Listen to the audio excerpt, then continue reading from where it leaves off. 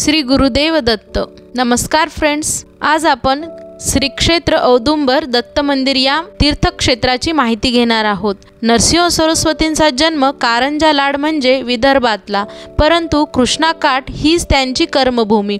त्यांच्या वास्तव्याने, तपाने, लोकोद्धाराच्या कार्याने कृष्णाकाठी औदुंबर आणि नरसोबाची वाडी ही दोन पवित्र क्षेत्रे झाली आहेत। सांगली जिल्ह्यातील श्री क्षेत्र औदुंबर हे एक जागृत स्थान आहे। नरसिंह सरस्वती हे दत्तात्रेयांचे दुसरे अवतार मानले जातात। त्यांच्या तपाच्या तेजाने, बुद्धीच्या प्रभावाने महाराष्ट्रात दत्त संप्रदाय सर्वत्र प्रसार पावला। त्यांनी सन 1441 मध्ये औदुंबर येथे चातुर्मासात वास्तव्य केले। त्यामुळे औदुंबर हे महाराष्ट्रात दत्तस्थान म्हणून विशेष प्रसिद्ध आहे। कृष्णेच्या पैलतीरावर अंकलखोप नावाचे गाव आहे आणि ऐलतीरावर भिलवडीजवळ भुवनेश्वरी देवीचे मंदिर आहे। कृष्णेच्या तीराजवळ औदुंबर वृक्षाच्या दाट छायेत नरसिंह सरस्वतींनी एक चातुर्मासाचा काळ घालविला आणि या स्थानाला चिरंतर पावित्र्य प्राप्त करून दिले।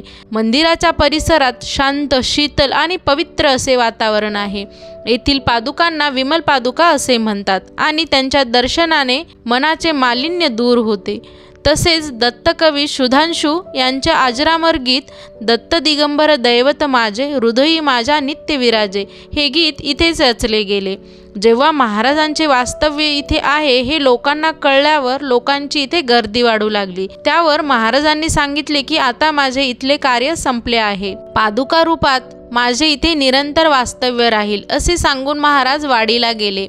तिथे 12 वर्ष त्यांनी तपश्चर्या केली, वेगवेगळे चमत्कार करून दाखवले। पुढे ते गाणगापूरला गेले, तिथे 24 वर्ष त्यांनी वास्तव्य केले। त्यानंतर श्रीशल्यम जवळील कर्दळीवनात महाराज तपश्चर्येसाठी गेले व तिकडेच लुप्त झाले आणि तेच पुढे श्री स्वामी समर्थांच्या रूपात प्रकट झाले। तर असा आहे श्री क्षेत्र औदुंबर तीर्थक्षेत्राचा इतिहास। इथे रोज सकाळची आरती झाल्यावर महाप्रसाद असतो।